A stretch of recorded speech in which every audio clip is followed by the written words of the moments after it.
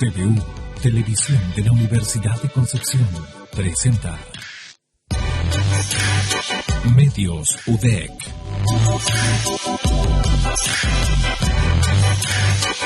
Muy buenas noches, comenzamos un nuevo capítulo de Medios UDEC a través de las pantallas de TVU y también a través de la Radio Universidad de Concepción y de la Radio La Discusión. Quiero saludar a quienes me van a acompañar durante esta programación, al menos en el primer bloque donde vamos a analizar la semana informativa. Estaba con nosotros Francisco Martinich, director de Radio La Discusión y de Diario La Discusión de Chillán. ¿Qué tal, Francisco? ¿Cómo te va? Hola, Carlos, un saludo a toda la audiencia, a Natalia, que me acompaña en este primer segmento. Un gusto, como siempre, estar aquí.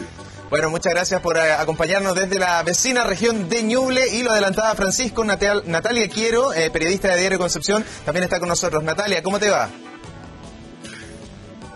Hola Galo, hola Francisco, un gusto estar aquí compartiendo con ustedes y también con toda la gente que nos está escuchando y viendo.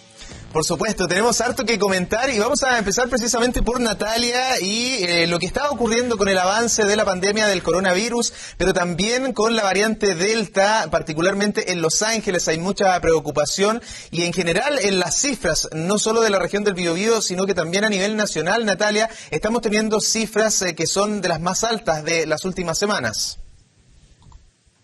Así es, bueno, por ejemplo, en el reporte que ayer hizo el Ministerio de Salud, el ministro declaró en el fondo que la cifra nacional era la más alta en las últimas 5 semanas y hoy día en el informe que se presentó para la región del Biobío es la cifra más alta de casos activos del último mes. Obviamente eso llama las alarmas a nivel nacional y a nivel local porque habíamos vivido unas semanas de bastante mejoría, de bastante tranquilidad. Nos tocó justo las fiestas patrias, entonces probablemente por ahí debe haber habido un desajuste por la mayor movilidad y quizás ahora estamos viendo las consecuencias de los encuentros sociales, de los encuentros familiares.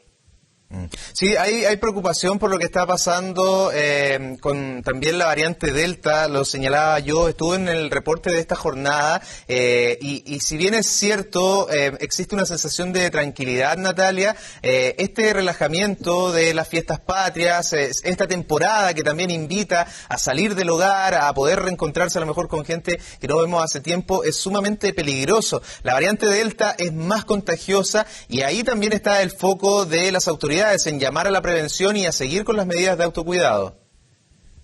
Exactamente, bueno, el pero de la variante Delta que está comprobado es que es mucho más contagiosa que la cepa original y no se sabe todavía efectivamente cuál es como la función o la efectividad que pueden tener las vacunas, pero hasta ahora está funcionando y estamos en un proceso en que ya se están vacunando con dosis de refuerzo muchas personas.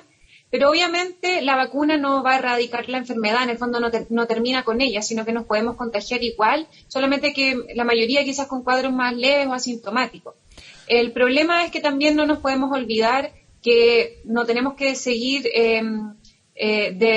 no tenemos que dejar de usar mascarilla, ni evitar en el fondo exponernos a situaciones de riesgo como quizás reunirnos más de las personas que deberíamos reunirnos, no usar mascarilla, no lavarnos las manos, perder un poco el miedo que teníamos al principio con la desinfección y con esta distancia que igual es difícil mantener, pero no nos podemos olvidar de eso porque obviamente la COVID sigue estando entre nosotros, no se va a ir tan fácil.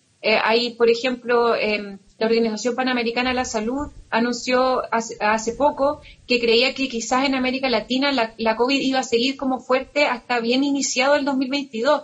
Entonces, si nosotros no somos responsables y conscientes y en el fondo no contribuimos desde nuestras propias acciones, desde nuestras familias y comunidades a colaborar en el fondo, a que se pueda mantener a raya la COVID, la cifra, va a ser difícil superarlo. Sí, son 2.678 las personas que han fallecido acá en nuestra zona, ¿cierto?, en la pandemia. El reporte sumó 4 nuevos fallecimientos en las últimas 24 horas. ¿Qué hay de las conductas de riesgo en la región de Ñuble, Francisco? ¿Cómo está la situación allá en Chillán? Justamente, como señalan, es el relajamiento de medidas la que ha generado la mayor cantidad de casos y los brotes que hemos registrado en las últimas semanas del mes de septiembre. Concepto que de alguna forma se nos había olvidado es el de brotes, porque teníamos muy bajos casos. Sin embargo, en la comuna del Carmen, una localidad de 12.000 habitantes, fueron identificados ya 6 brotes justamente por reuniones familiares, brotes familiares, ¿no es cierto?, que se denominan así, y que están asociados justamente a citas donde no se respetan las medidas de distancia o de autocuidado. Y al igual que el resto del país, aquí en la región de Ñuble, hemos pasado en la última semana a 2 dígitos. La verdad que nos habíamos acostumbrado durante semanas sucesivas a tener reportes de solamente un dígito, varios días con 2 casos, que había sido récord desde que hay registro, digamos, de casos. Y bueno, los últimos días han sido 17, 19 y 14, hoy día fue el reporte de 14 casos, y también la presencia de Delta, tenemos 7 nuevos casos de Delta en el territorio, también de alguna forma replicando lo que ocurre a nivel nacional. Yo ahí sobre Delta quisiera también hacer el punto de que esta semana, ¿no?, el mismo Ministerio de Salud reconoció que Delta era la variante predominante hoy en el país. Yo creo que bueno, vamos a tener que acostumbrarnos a que cada vez haya más casos, más contagiosa. Bueno, que tenemos bastante información respecto a lo diferente que es esta variante. También tiene una sintomatología distinta y hay que estar, por cierto, mucho más alerta por su velocidad de transmisión fundamentalmente. Así que muy atentos con eso, y cierta preocupación quizás de parte de los equipos de salud del territorio. Esto a partir de un artículo que publicamos el pasado domingo y que tiene que ver con información que ellos han recibido a partir de representantes gremiales, de que va a haber una reducción, digamos, en el personal que trabaja asociado a la pandemia. No precisamente en materia hospitalaria, sino que principalmente en algo que parece muy necesario en este momento, que es trazabilidad y seguimiento, ¿no es cierto?, de contactos cercanos, a propósito justamente de la dominancia, ¿no?, de la variante Delta. Así que la autoridad no le ha dado respuesta a los gremios. Nosotros hemos ido siguiendo el devenir de este anuncio, pero todavía no hay una respuesta o una reacción. Esto se da justamente en el contexto de la discusión presupuestaria para el próximo año, donde el Ministerio de Salud también está haciendo algunos ajustes, después de haber este año haber reforzado ciertamente los equipos de trabajo. Sí, Francisco, sumemos además el dato vinculado a la convención, porque 2 casos positivos se confirmaron en la convención, un convencional y también un asesor. Se suspendió la sesión plenaria de este día viernes, pero además tú señalabas el punto de la trazabilidad. En el caso de la convención hay 28 contactos estrechos. Ha sido uno de los puntos, no sé si más débiles, pero ha sido compleja esa tarea por parte de la autoridad sanitaria, el de la trazabilidad de los casos COVID. Así es, ha sido como bien tú dices, una debilidad, un tema, la verdad que ha sido dispar el comportamiento, también regionalmente se nota eso. Yo creo que tiene mucho que ver con las gestiones regionales. En honor a la verdad, la región de Ñuble tiene un buen desempeño en esta materia. En el contexto nacional se ha ubicado segunda los últimos 3 meses en materia de trazabilidad, según reporta la plataforma de eCovid Chile. Pero sabemos que esto es irregular desde la perspectiva del territorio nacional. Hay regiones que están mucho más abajo. Y lo de la convención, la verdad que deja hartas preguntas ahí abiertas, porque la exposición que tuvieron todos los convencionales con este convencional contagiado fue superior a 2 horas, por ejemplo. En el plenario de ayer. Entonces, todos van a tener que hacerse el exámenes PCR, pero probablemente, a lo mejor se va a haber reducido, van a haber una cuarentena general. Bueno, ahí están las interrogantes que se resolverán, supongo, en las próximas horas, y podría eso afectar, el desempeño de la convención en alguna medida. Recordemos que estaban votando algo que era muy relevante, que es el reglamento, justamente la forma de operar de la convención, y entre esas, el controversial 2/3, y otros aspectos que tienen que ver justamente con la forma de resolver los temas que se discutan en la convención. Entonces, Probablemente esto va a significar algún tipo de retraso, pero aún estamos en una noticia en desarrollo, porque yo hasta conectarme estaba pendiente de ver qué había ocurrido respecto de el resto de los convencionales y qué medidas se iban a tomar. Seguro va a haber más novedades este fin de semana. Hay un aspecto muy importante también, Natalia, que nos gustaría comentar, que tiene que ver con la fatiga pandémica, porque hay muchos efectos que se generan en las personas, ¿cierto?, en su salud, secuelas, aquellos que se contagian con COVID-19, pero hay otros que a raíz de las medidas sanitarias también están viendo afectada su salud, en particular la salud mental. ¿De qué se trata esto de la fatiga pandémica? Bueno, la verdad es que quizá esto está muy relacionado con este relajamiento que hoy día podemos ver de las medidas de autocuidado, de sacarle un poco de rigor a lo que estamos haciendo, porque justamente ya llevamos expuestos 1 año y medio a la COVID, hemos vivido todos bajo mucho estrés porque es una situación, y ha sido una situación de mucha incertidumbre, entonces de alguna u otra forma todos hemos estado interpelados, a todos nos ha afectado más o menos y de distintas formas, pero obviamente la salud mental, que es clave para nuestro bienestar y nuestra calidad de vida y afecta en múltiples ámbitos, ha sido muy golpeada por el estrés. Entonces, por ejemplo, hay cifras de investigaciones que han hecho incluso académicos de la Universidad de Concepción que determinaron, por ejemplo, el año pasado y que después replicaron este año también, que más del 70% de los encuestados para un estudio que hicieron, estaba con altos niveles de estrés y ansiedad y de malestar emocional. Entonces, esto obviamente trae muchas repercusiones porque en el fondo estamos todos agotados, estamos cansados del panorama crítico, los efectos que ha tenido en la economía, en el trabajo, quizás muchas personas han perdido trabajo, sumado a las personas que han perdido familiares o que se han enfermado.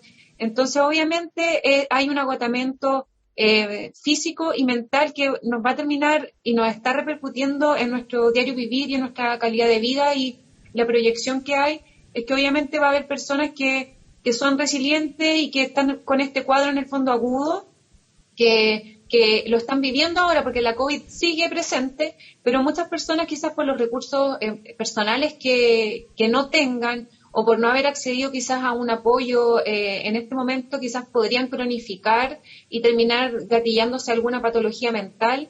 Y lo certero es también en que muchas personas que estaban con enfermedades mentales vieron discontinuados sus tratamientos. Entonces, eso también repercute y exacerba quizás sus patologías o la probabilidad de que se agraven y que los tratamientos tengan que ser mucho más largos de lo que ya son. Ansiedad, depresión, estrés, son múltiples los factores. Un completo comentario que nos entrega Natalia. Francisco, ¿es la tercera pandemia también la que se llamaba, o una nueva ola? Esta es la de la salud mental. Lo que está generando ya, ni siquiera lo que va a generar, lo que ya está generando la COVID-19 en aquellas personas que ni siquiera han padecido la enfermedad. Claro, y en un área de la salud que es poco considerada. O sea, esto también ha evidenciado o ha puesto en primera línea, ¿no?, de la atención pública, a partir obviamente de lo que han reflexionado especialistas o gente que trabaja en salud mental, es que históricamente la salud mental ha sido un área postergada dentro de la salud nacional, de la salud chilena. Y en la pandemia se ha replicado ese fenómeno, ese comportamiento. No hay suficientes programas, lo que hizo el gobierno a través de una plataforma tecnológica, la verdad que ha tenido muy bajo impacto. Y como bien dice Natalia, se han postergado tratamientos, las encuestas de consumo de antidepresivos y también de drogas lícitas como el alcohol, o de ilícitas como, marihuana, cocaína, etcétera, también se han aumentado en los distintos segmentos etarios. Incluso hay un estudio reciente donde se encuestó a personas mayores, donde también se constatan, obviamente, problemas psicológicos, pero también de consumo de estupefacientes y de alcohol. Entonces, creo que es un tema bastante complejo que debe ser abordado, obviamente, por la autoridad, pero que la tiene difícil porque como digo, históricamente nuestro país arrastra una deuda con la salud mental y la pandemia no ha hecho más que profundizarla. Entonces, ahí, como en muchos otros temas también, ha quedado en evidencia estas como desigualdades que podríamos llamar, o poca atención respecto de ciertas materias. Y la salud mental es una de esas.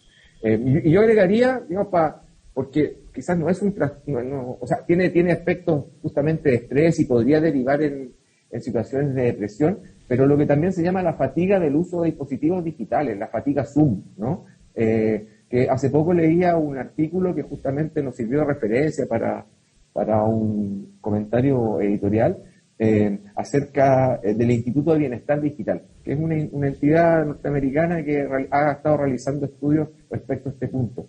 Y la verdad que, claro, la fatiga Zoom tiene mucho que ver con bueno, a nosotros que estamos en esta actividad, probablemente nos pasa, ¿no? Muchas horas al día conectados, y eso no solamente genera problemas de concentración, de insomnio, y que podrían entonces afectar nuestra salud mental, sino que también hay dolencias físicas en el cuello,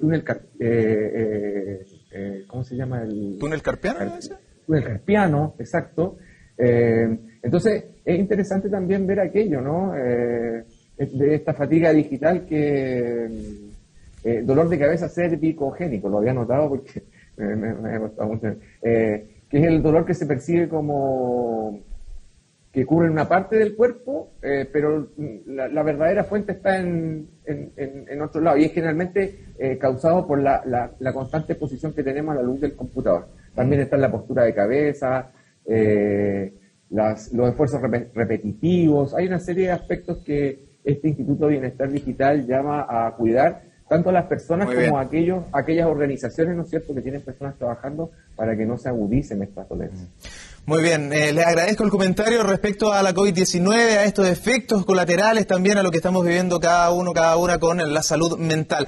Vamos a cambiar de tema y nos vamos a adentrar un poco en la política, porque estamos en plena campaña presidencial y en campaña ya legal también para las senaturías, para la Cámara de Diputados y Diputadas, y también para los consejos regionales. Comenzó la campaña oficialmente esta semana, volvieron además todos los equipos a terreno, vemos las redes sociales y hay ahí también hartas cosas que comentar, porque bueno, estamos a menos de 2 meses de una de las elecciones más importantes del último tiempo, Francisco. Así es. La trascendencia de esta elección, y también, como bien tú dices, el momento en que nos toca, ¿no? En medio de la apertura de las medidas sanitarias, con un formato probablemente también distinto a lo que vimos en elecciones anteriores, que efectivamente va a favorecer una mayor presencialidad. Creo que nuevamente vamos a ver los intensos puerta a puerta, sin descartar lo digital, ciertamente, pero creo que va a haber un retorno probablemente a muchas fórmulas más tradicionales de campaña. El famoso cartilleo, ¿o no? Porque los equipos, los comandos ya están también en la calle, hay banderas, van a aparecer las palomas. Ya vamos a detallar y le vamos a preguntar a Natalia respecto al tema de los plásticos que supuestamente se estaba discutiendo. Pero en lo netamente de campaña está bien sabroso, además, sobre todo con lo que ha pasado con el candidato Parisi en los últimos días, Francisco. Sí, singular. Yo creo que eso dentro de la historia política chilena reciente no habíamos visto. Era esto más propio de otras naciones, incluso algunas naciones vecinas, donde los postulantes o las postulantes tienen un historial controversial y reñido con la justicia, pero en este caso, en Chile la verdad que no recuerdo algo tan mediáticamente también expuesto. Lo de Parisi sin duda es muy singular. Y la verdad que es difícil de ver cómo se va a resolver esto. O sea, y esa figura del asilo político, la verdad que no tiene ni pies ni cabeza, para ser, honesto, desde un observador más o menos informado como somos los periodistas, ¿no es cierto? La verdad que, bueno, en el caso del candidato Parisi creo que es más anécdota, pero también síntoma de algo que ocurre, ¿no? En la política nacional. Y creo que lo interesante de la semana en términos presidenciales fue el debate, precedido también por algunos sondeos de opinión que mostraron, ¿no es cierto? Tuvimos en la previa del primer debate, tuvimos en la encuesta CEP, ¿verdad? Tuvimos la Academia y tuvimos Criteria. O sea, tuvimos 3 encuestas donde pudimos apreciar poco el pulso, ¿no?, de conocimiento o de intención de voto, o de ciertas definiciones de la ciudadanía respecto de los candidatos y la candidata a la presidencia. Decir que, bueno, en las tres que yo he citado, que fueron las que se conocieron antes del debate, el candidato de Apruebo Dignidad, Gabriel Boric, era el mejor posicionado, pero bueno, a las encuestas también hay que tomarlas con beneficio de cierta duda, ¿no?, porque no han aceptado muchísimo. El mismo Boric dijo, bueno, las encuestas me dan por perdedor en mayo, y no, en mayo no, ¿cuándo fue? Me pierdo con tantas que hemos tenido. Con tanta elección que hemos tenido, uno no se pierde en los meses. Pero en la primaria, ¿no es cierto? La ventaja la tenía en todas las encuestas Daniel Jadwe. Exacto. Entonces, pero bueno, hay una referencia, digamos, y por último fue un dato que sirvió para que calentar un poco ese debate, que tuvo un formato interesante, creo que desde el punto de vista del dinamismo. No sé qué opinará Natalia y tú, Galo, pero me pareció eso novedoso, y quizás sí lo que uno podría decir, bueno, comparándolo un poco con los debates que hemos realizado nosotros, ¿no es cierto?, que lo que se extraña un poquito en estos debates, en este debate en particular, fue la profundidad. Sí. Haber tenido más tiempo para desarrollar los temas, porque, bueno... Al ser tanto, se pierde esa posibilidad. Yo te iba a decir que, claro, el formato entrevista, o como lo hemos hecho ya con Eduardo Artés y con Gabriel Boric en la Pinacoteca de la Universidad de Concepción, es más una entrevista, es conocer desde distintos puntos de vista cuál es su programa, cuáles son sus ideas para este Chile. Le quiero preguntar a Natalia en particular por esto de las campañas. Volvamos un poquito a la campaña, ¿cierto?, que ya hemos visto, me imagino que ustedes han visto también en las calles a los equipos de cada uno de los candidatos y candidatas a todas las elecciones o cargos de elección popular que se vienen, que están ahí con diversos implementos, pero había un tema con los plásticos en particular, Natalia. ¿Qué pasó con eso que se estaba debatiendo? Bueno, un proyecto de ley que prohíbe que en las campañas o en la propaganda política y en la propaganda en general se utilicen elementos fabricados con plástico que no se pueda reciclar ni compostar. Este proyecto de ley ya fue aprobado por la Cámara de Diputados y, bueno, pasó a su trámite para ser aprobado o revisado por la Cámara de Senadores, y es impulsado por Félix González. Es un proyecto de ley que vendría a modificar la legislación vigente en esta materia. Y, bueno, hay que recordar que hay múltiples formas y formatos para hacer propaganda electoral, pero una muy importante justamente es la que está en nuestras calles a través de distintos, de las palomas, de afiches, etcétera. Y uno de los materiales más utilizados justamente es el plástico y el de tipo PVC.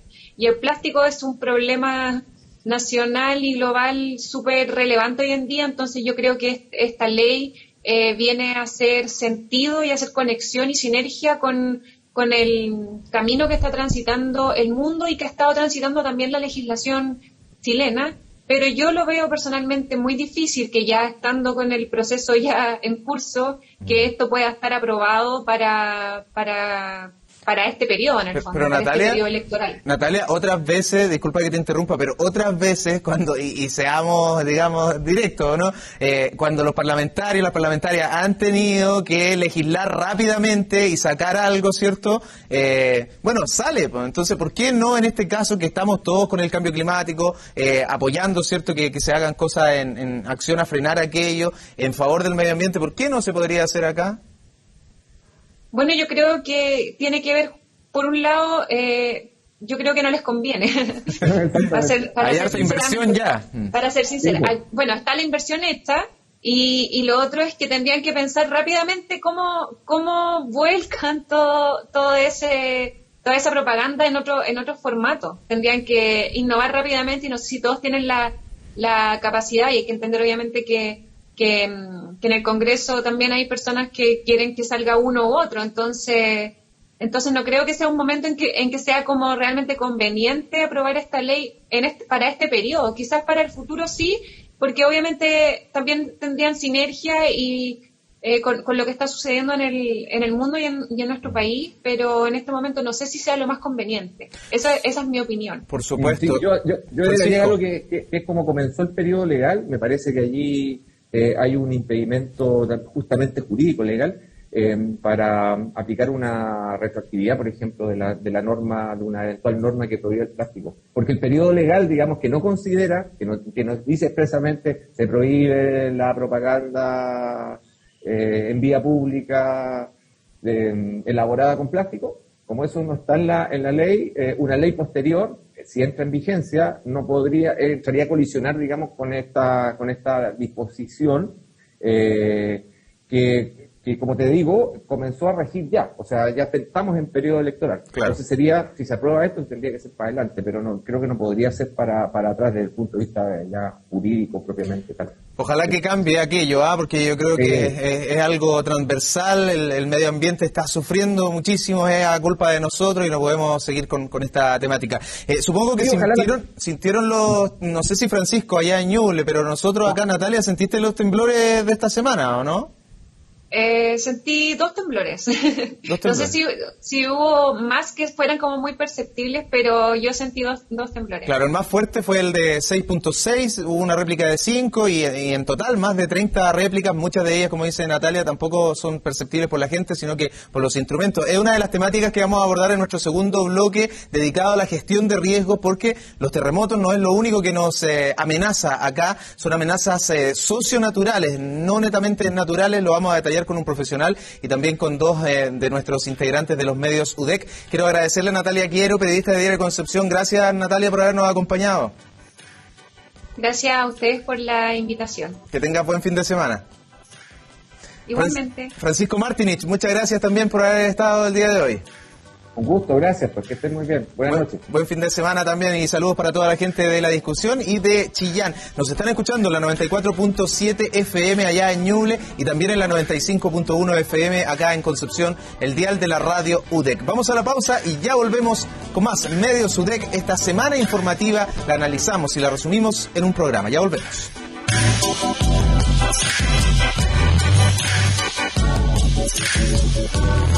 Desde la universidad estamos siempre dispuestos a ayudar, a generar un elemento cuando el país más lo necesitaba en realidad.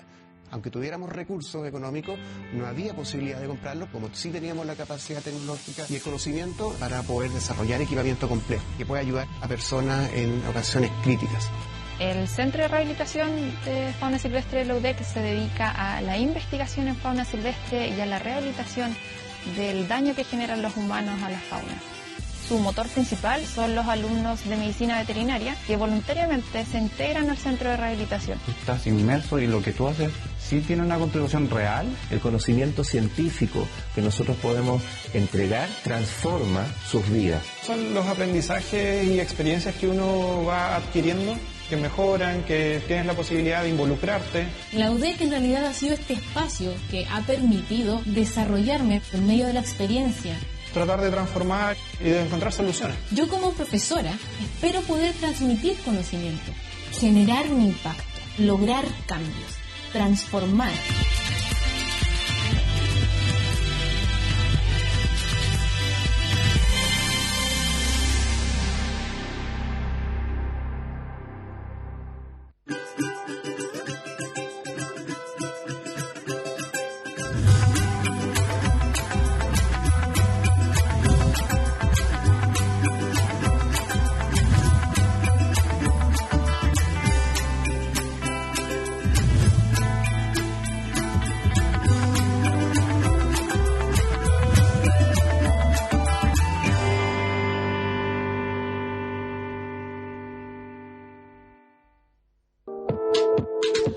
Cualquier hora y en cualquier dispositivo. Las noticias de la región del Biobío, tvu.cl, el sitio web del canal de televisión de la Universidad de Concepción. Los temas destacados del día, el trabajo en terreno del departamento de prensa y todos los programas que emitimos en TVU.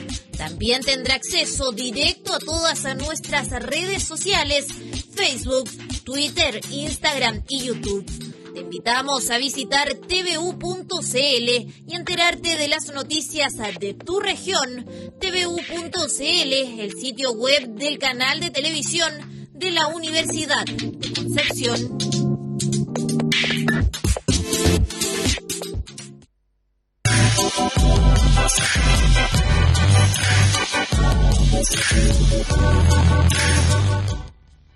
De regreso en Medios UDEC, el programa donde confluyen los medios de comunicación de la Universidad de Concepción. Y voy a saludar de inmediato a quienes me van a acompañar en este bloque. Comienzo por Octavio Rojas, doctor en Ciencias Ambientales de la Universidad de Concepción. Octavio, ¿cómo le va? Muchas gracias por aceptar la invitación de Medios UDEC. Hola, buenas tardes. Saludo también a Karen Candia, directora de la Radio Universidad de Concepción. Hola Karen, bienvenida. Hola Galo, muy buenas tardes a ti, a Hugo y también a Octavio. Un gusto estar con ustedes compartiendo este segmento. Y también saludamos a Hugo Varela, director de prensa de TVU. ¿Cómo estás, Hugo? Hola Edgardo, gracias. Saludo a Karen. Karen, ¿cómo estás? Y al invitado, Octavio Rojas Vilches, gusto saludarle. Hola Hugo, ¿cómo estás?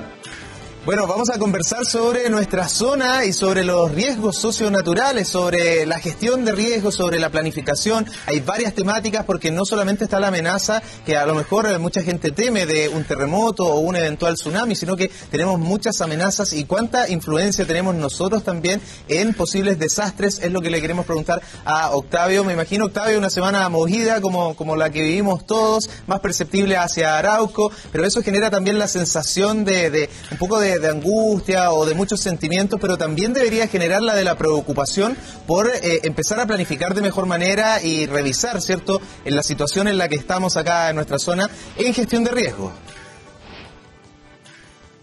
Bueno, sí, efectivamente, nunca tenemos que perder de vista las particularidades geográficas de nuestro territorio. Y en ese sentido, nosotros vivimos en un país que está expuesto a múltiples amenazas, ¿no es cierto? Inundaciones, volcanismo, remociones en masa, aluviones. Y lo que tuvimos la presente semana en relación con el sismo no es una más, ¿no es cierto?, de estas amenazas que constantemente nos recuerdan las particularidades de nuestro territorio y nos llaman a estar prevenidos siempre. Sí, le abrimos la palabra también para Hugo y para Karen, por favor. Octavio, bueno, a propósito de eso que tú también señalas y mencionas, enumeras algunos de los principales riesgos. Si nos vamos acá, a nuestra zona, a la región del Biobío, ¿cuáles son tal vez los principales o las principales áreas de riesgos socionaturales sobre las cuales debemos tener atención acá en nuestra zona? Es que eso va a depender un poquito dependiendo del contexto geográfico, ¿cierto? Si nos vamos al espacio costero, quizás van a ser los tsunamis, los procesos de inundación y también los incendios forestales, ¿ya? Porque nuestras ciudades conviven con plantaciones forestales, las que paulatinamente se han ido expandiendo y cada vez más se han ido aproximando también a los centros urbanos. Pero si nos vamos a la zona cordillerana, quizás nos vamos a encontrar con procesos de remociones en masa, o incluso también la actividad volcánica. Entonces va a depender mucho en el contexto geográfico en el cual nos situemos. Yo quiero saber, señor Rojas, bueno, usted ya en la introducción ya lo dijo un poco, tenemos de todo, tenemos terremotos, tenemos incendios forestales, tenemos inundaciones, ahora hay que sumarle el tema de los tornados, que también tenemos tornados y ya tendremos que acostumbrarnos a ese tema. Mi pregunta es, de acuerdo al nivel de posibilidades de desastre que tenemos, este es el nivel de posibilidades de desastre que tenemos, ¿tenemos un mismo nivel de preparación en temas de planes de evacuación, reacción de la gente, o siempre andamos a media? Como que tengo la sensación, yo es una sensación, que como que siempre los desastres naturales al final nos pillan igual, siempre se queman casas, siempre fallecen personas, siempre se inundan los mismos lugares, siempre las casas inundadas, parece que no hay una equivalencia en ese tema. Sí, una muy buena pregunta, Hugo. Yo creo que ahí hay que distinguir, ¿cierto? Hay diferentes niveles de preparación. Por ejemplo, partimos con los niveles que están enfocados en la familia, en cada uno de nuestros hogares. Después tenemos niveles comunales, provinciales, regionales o incluso los nacionales. Tradicionalmente, nosotros siempre hemos estado acostumbrados a responder en el post-desastre. Entonces somos muy reactivos para responder. Y yo creo que afortunadamente esa visión ha cambiado un poco después del terremoto y tsunami que aconteció el año 2010, donde hubo todo un cambio legislativo. Ese cambio legislativo se plasmó ahora con las modificaciones que se van a introducir a ONEMI, que pasa a ser Senapred, ¿cierto? Y estas modificaciones lo que buscan es transformar este organismo de emergencias en un organismo que que vaya más allá, que vaya justamente hacia la preparación de la población y hacia transformar estas vulnerabilidades que están en nuestros territorios hacia comunidades que son más resilientes. Pero también tenemos que entender que es un proceso muy largo, no es un proceso muy acotado en el tiempo. Pero, por ejemplo, ocurrió el terremoto y maremoto, y si uno visita la zona costera, digamos, se construyen los mismos lugares. Se supone, yo recuerdo, incluso haber reportado después, Karen también te recordarse eso, después de que ocurrió el terremoto y maremoto, conocimos zonas de inundación. Entonces mostraban, por ejemplo, la comuna de Talcahuano y toda esta zona con otro color, esta zona de inundación. Por lo tanto, ahí no tenéis que construirse casa. ¿Qué hicimos? Construimos casa en los mismos lugares. Claro, construimos casa ahora con un primer piso falso, ¿no es cierto?, como las que están en Caletatumbe y otros lugares, pero se sigue construyendo en los mismos lugares, seguimos habitando en los mismos lugares, las zonas inundadas, digamos. Es que ahí hay un desafío que nosotros como sociedad aún no lo tenemos resuelto. Si nos vamos quizá a la historia de nuestro país, pensemos cuántas ciudades se han relocalizado. Ya tenemos el caso de Concepción, ¿cierto?, que en un momento se fundó donde está emplazada la ciudad de Penco actualmente. También Chillán Viejo. Y de ahí no tenemos mucha más experiencia. Quizá el intento fallido de Chaitén por el volcán también se tuvo que relocalizar. Claro, pero fue un intento fallido, ¿ya? Porque en general son múltiples los factores que operan para poder relocalizar a la población. Los japoneses lo han estudiado bastante bien. Por ejemplo, ellos hablan de los sentimientos de topofilia o de topofobia que se generan después de los desastres de origen natural, ¿ya? Y lo que más predomina son estos sentimientos de topofilia, ya que es el amor al lugar, ese amor, el arraigo que también le llaman las personas. Y por eso cuesta mucho emprender procesos de relocalización de asentamientos en nuevos lugares. Y en la práctica lo que estamos haciendo al emplazar estas comunidades que son destruidas, ¿no es cierto?, estas casas, estas viviendas que son destruidas, es crear o reproducir nuevamente zonas de riesgo. Y lo que tenemos que ver ahí en el largo plazo es que nosotros como sociedad terminamos pagando ese costo. Porque en algún momento estas comunidades nuevamente van a ser impactadas por algún tipo de proceso, algún tipo de peligro, ¿no es cierto? Y el Estado, a través de todos los impuestos que pagamos nosotros, vamos a tener que costear ese proceso de reconstrucción nuevamente. Octavio, y en ese sentido es muy importante, por supuesto, el desarrollo de políticas públicas que vayan en línea de poder mitigar o enfrentar estas consecuencias de mejor forma. Usted, como parte de la comunidad científica, ¿pudiera decirnos si es que existe actualmente alguna relación fluida precisamente entre la comunidad científica y los políticos que permitan el desarrollo concreto de este tipo de políticas y que a la larga, por supuesto, nos permitan tomar las medidas que sabemos que se necesitan para evitar algún desastre a futuro? Yo creo que cada vez más es una cuestión que va en crecimiento. Nosotros en el Centro EULA formamos por allá por el año 2015 el Laboratorio de Reducción de Riesgos Socionaturales. Y ese laboratorio ha colaborado con diversos entes del Estado a nivel ministerial y también comunal en diversos estudios de riesgos que han tenido un buen impacto hacia la comunidad. En efecto, nosotros desarrollamos, por ejemplo, el estudio de riesgo para la comuna de San Pedro de la Paz, en la cual desarrollamos alrededor de 50 medidas, ¿ya? Sin embargo, todavía falta bastante camino que recorrer, ¿ya? Y no es algo que está muy institucionalizado aún. Ahora, hay otra lista de la pregunta que formula Karen, que es este tema de las medidas, ¿ya? Y ahí hay otros elementos que también son importantes de reconocer. Por ejemplo, está todo el tema de la promulgación de la ley de humedales urbanos, que contribuye de forma también indirecta a la mitigación de desastres. O sea, nosotros tenemos toda una serie de ecosistemas que constantemente han sido degradados, han sido presionados por todas las actividades antrópicas que tenemos en nuestras ciudades, y estos ecosistemas nos brindan protección natural frente a estos desastres. Y tenemos que reconocerlos como lo han hecho los países desarrollados. Y además, Octavio, en este momento nos encontramos enfrentando una crisis climática y además una crisis sanitaria. Estos dos factores me imagino que influyen de mayor manera y pueden potenciar o eventualmente acelerar más riesgos socionaturales a futuro. Claro, efectivamente. Nosotros escuchamos esto, que la crisis sanitaria tiene un origen en esta depredación que hemos hecho de los ecosistemas, ¿no es cierto?, fundamentalmente en el continente asiático. No es menor que el continente asiático es uno de los que más población tiene a nivel global.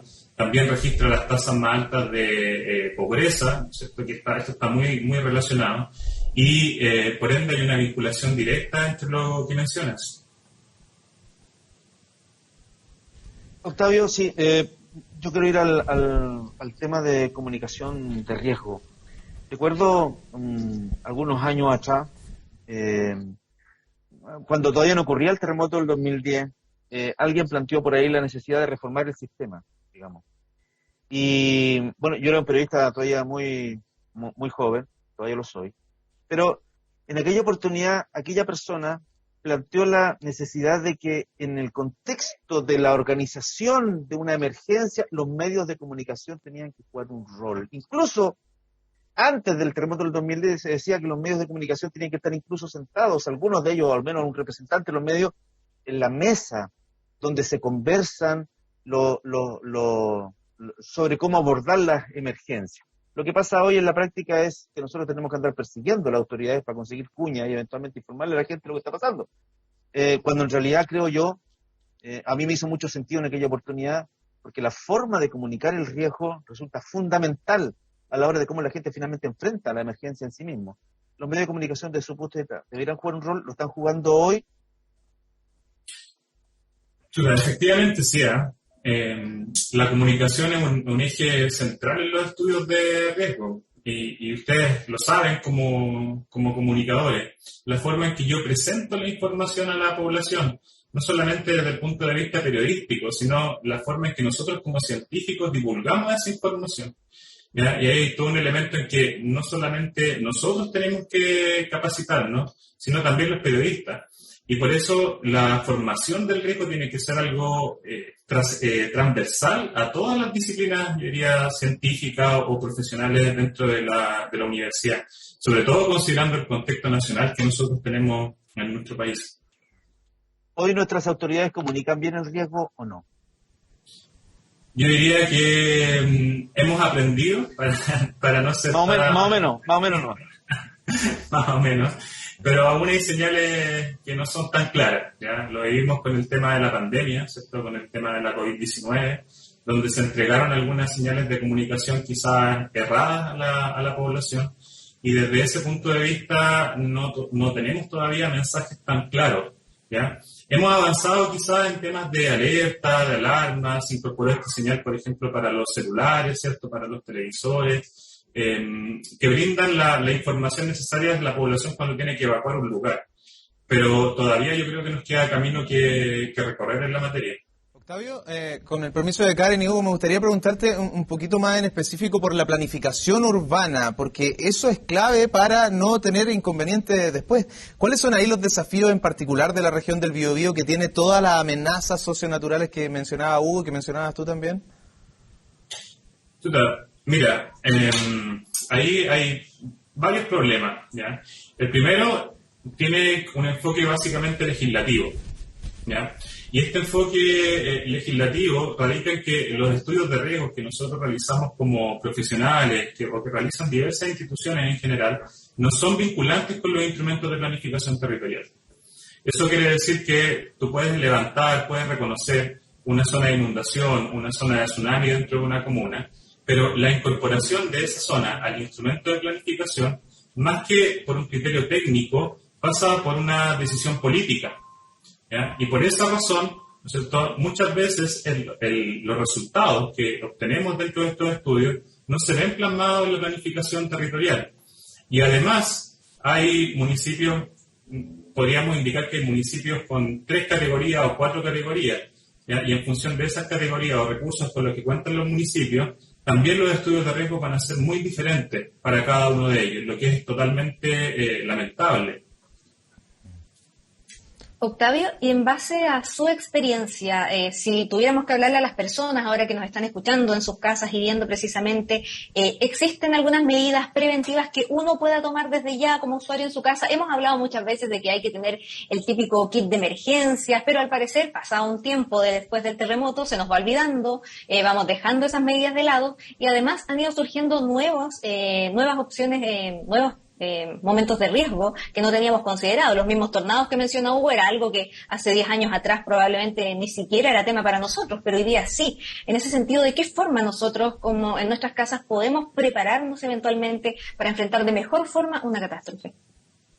Quizás nuestra memoria es frágil, pero, por ejemplo, en el caso de los tornados, las trombas marinas, hay varias crónicas que nos muestran algunos datos de eventos pasados, incluso anterior a los que vivimos recientemente.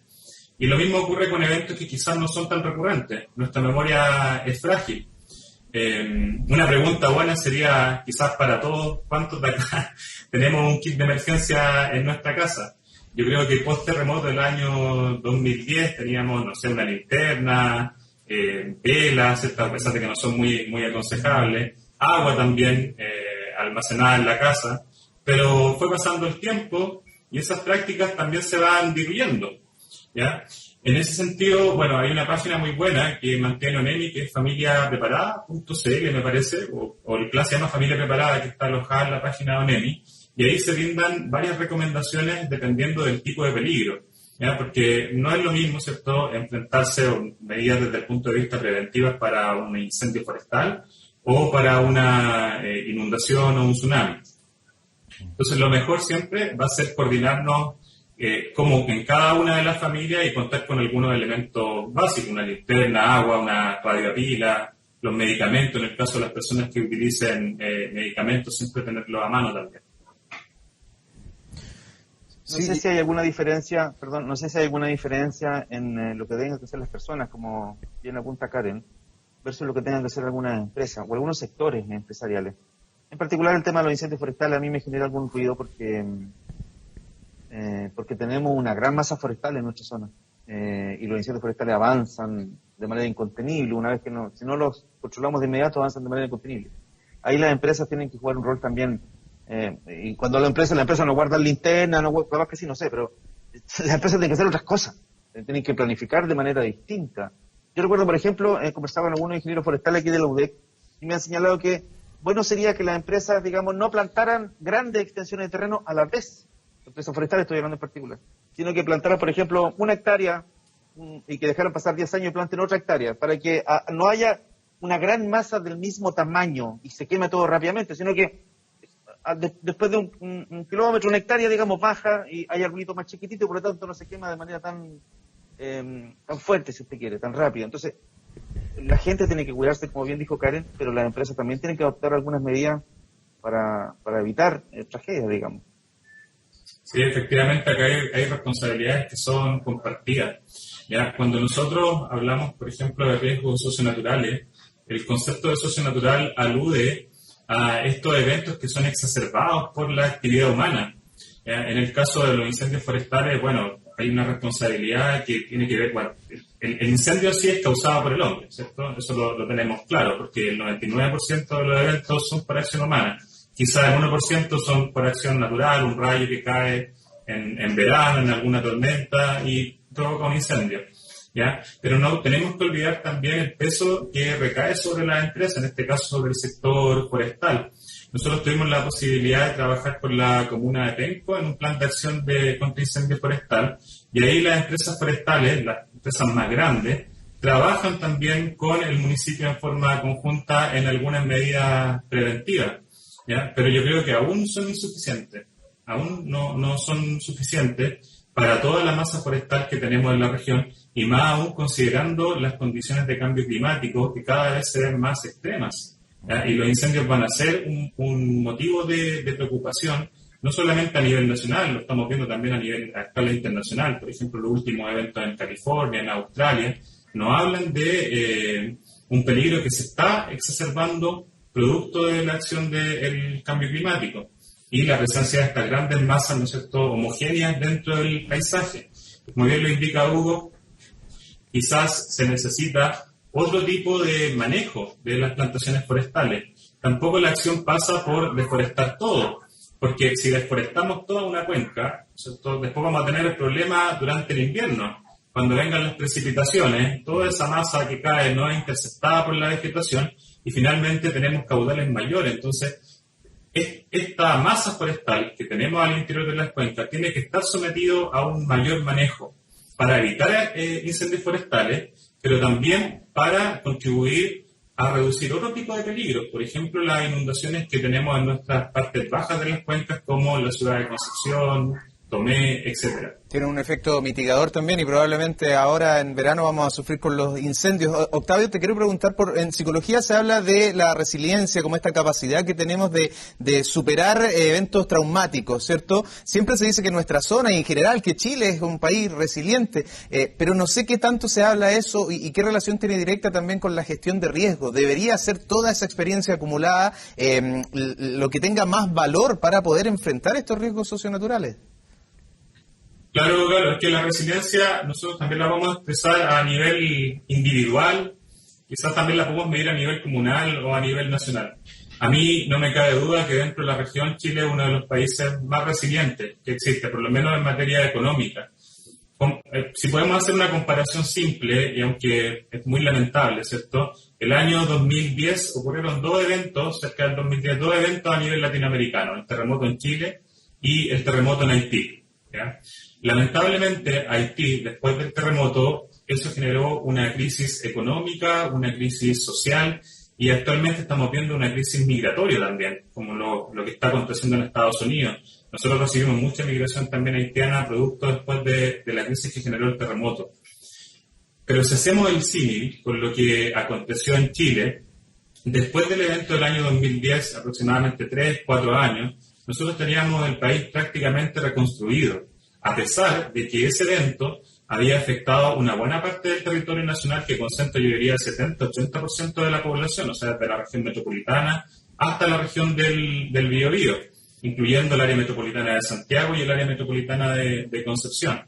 Entonces, esa resiliencia no solamente la vemos a nivel individual, sino que también la vemos desde el punto de vista del Estado.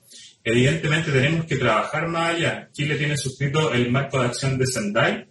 Ese es un marco de acción internacional para la reducción del riesgo y va desde el año 2015 al año 2030. Tiene varias metas y yo creo que hacia allá vamos transitando. O sea, cómo construimos una sociedad, una comunidad que en el fondo sea más resiliente. Muy bien, nos queda un segundito. Si Karen o Hugo quieren hacer la última pregunta. No, yo solo decir que nos queda mucho todavía. La sensación que tengo que nos queda mucho todavía. Y como bien dijo Karen, en contexto de cambio climático vamos a enfrentarnos tal vez a nuevas condiciones. El tema de la sequía también es una condición bien complejo. Por cambio climático los inviernos van a ser más lluviosos en cortos periodos de tiempo, lo que significa que vamos a tener más inundaciones en nuestra ciudad. Entonces, este tema que hemos conversado es muy, muy importante. Y me da lata porque siento que es un trabajo de muy a largo aliento y no tenemos mucho tiempo. No sé si el doctor piensa lo mismo.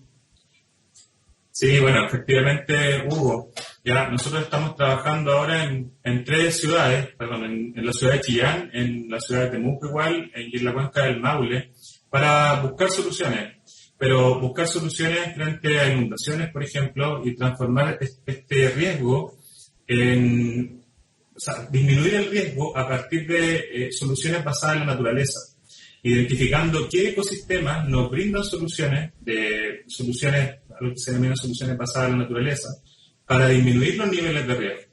En las ciudades nosotros igual tenemos algunos elementos, ¿ya? Tenemos algunos elementos, por ejemplo, construidos en la forma en que nosotros diseñamos la ciudad, por ejemplo, el tema de los techos verdes, las cunetas verdes, las zanjas filtrantes, los pavimentos permeables. O sea, tenemos mucho que hacer todavía en las ciudades, pero también tenemos mucho que proteger. ¿Ya? Tenemos mucho que proteger. No podemos actuar después de que se origina el problema. ¿Ya? No podemos actuar después de que tenemos la inundación. Tratamos de canalizar, cuando en realidad debería ser al revés. Deberíamos pensar de forma más proactiva. Muy bien. Octavio, y muy Karen, brevemente alcanzo una cosita muy breve, Octavio, antes de, ¿usted cree, en base precisamente a lo que hemos conversado, que debiera entonces incluirse tal vez en el currículum escolar para que las futuras generaciones tengan a lo mejor una formación y conocimiento de este tipo de situaciones ya desde niños y que nos permitan finalmente ser adultos mucho más resilientes por un lado, pero también preparados para enfrentar esto? Yo creo que debe ser algo transversal en el currículum, no solamente en el colegio, no solamente a nivel escolar, sino también en la universidad, ¿ya? Porque es un elemento clave para nosotros, también para poder comprender. Pensemos que la mayor resistencia para lograr otro tipo de soluciones a nivel nacional, y esto lo hicimos con un estudio con unos suizos, la mayor resistencia para profundizar en otro tipo de soluciones viene dado desde los tomadores de decisiones. ¿Ya? Desde los tomadores de decisiones, o sea, es la gente que nosotros estamos formando en las universidades. Afortunadamente, por ejemplo, en el caso de la Universidad de Concepción, nosotros estamos trabajando fuertemente con lo que son los objetivos de desarrollo sostenible. Y estos objetivos de desarrollo sostenible nos abren la mente, ¿ya? En los nexos que existen entre los riesgos con otros elementos, con el crecimiento de las ciudades, con la degradación ambiental, que también es un elemento súper importante. Entonces, ¿cómo no considerar la formación tanto a nivel escolar como a nivel universitario? Tenemos tareas, sin duda, y una muy, muy grande para combatir esta temática. Le queremos agradecer al doctor en Ciencias Ambientales de la Universidad de Concepción, Octavio Rojas. Muchas gracias, Octavio, por tu tiempo y tu disposición siempre para conversar con los medios UDEC. Muchas gracias a ustedes, Carlos, por la invitación. Que estén muy bien. Muchas gracias también a Karen Candia, directora de la Radio Universidad de Concepción. Gracias, Karen. Gracias, Galo, a ti, y agradecer también a Octavio y a Hugo por haber compartido esta conversación. Y por supuesto a Hugo Varela, director de prensa de TVU. Hasta la próxima, Hugo. Nos vemos, Galo. Gracias, Karen. Nos vemos luego. Doctor, muchas gracias por la conversación. Chao, chao.